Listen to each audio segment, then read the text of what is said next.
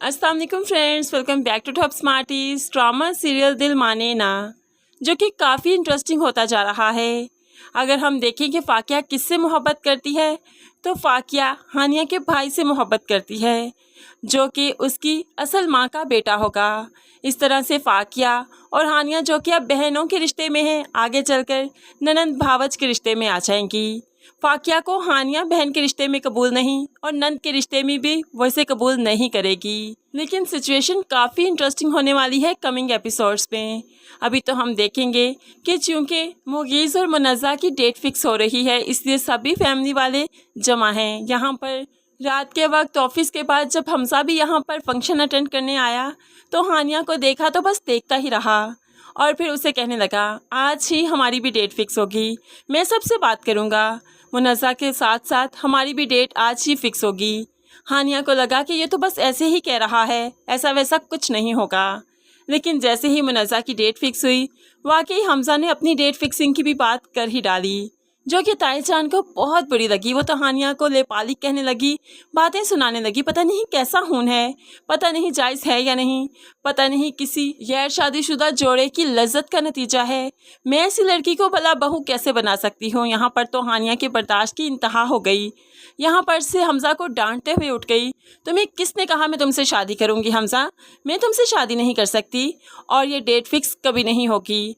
ये कहते हुए वो तो यहाँ से उठकर चली गई। हमजा को माँ पर बहुत गुस्सा था कि बना बनाया खेल बिगाड़ दिया। क्या ही होता कि आज उन दोनों की डेट भी फिक्स हो जाती और उन दोनों की शादी भी मुनज़्ज़ा के साथ ही हो जाती।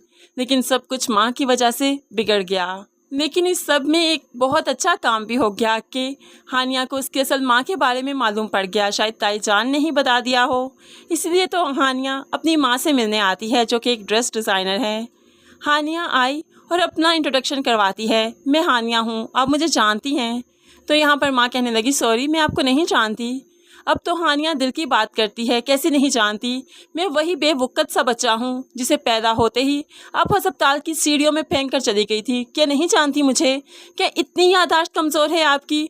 आखिर क्यों किया आपने मेरे साथ ऐसा? क्या कसूर था मेरा? माँ की आंखों में तो आंसू आ गए। वो आगे बढ़कर हानिया को गले से लगाना चाहती है, लेकिन नहीं लगा सकी।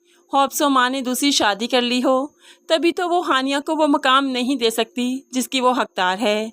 हानिया को यहाँ से ऐसे ही वापस आना पड़ा। लेकिन जब वापस आई तो यहाँ पर बाप पूछ लेता है, तुम कहाँ गई थी? तो हानिया बता देती है, अपनी माँ से मिलने गई थी, कुछ सवालों के जवाब लेने। तो बाप कहने लगा, हाँ तो उसे कहती ना, अब इतने अरसे के बाद तुम्हें अपने साथ रखें, क्या वो तुम्हें अपने साथ रखने को तैयार नहीं? तो हानिया दोबारा से माँ से मिलने चाहती है और सवाल करती है, क्या आप मुझे अपने साथ रखेंगी? क्या आप मुझे अपनाएंगी? क्या इतना ज़र्फ़ है आप में कि आप ज़माने को बता सकें मैं आपकी बेटी हूँ? तो माँ इनकार करती है, नहीं, मैं चाह कर भी ऐसा नहीं कर सकती। अब तो हानिया की ज़िंदगी जैसे बहुत ही बेवकूफ़ सी हो चुकी हो कि उसकी अपनी माँ उसे नहीं अपना रही।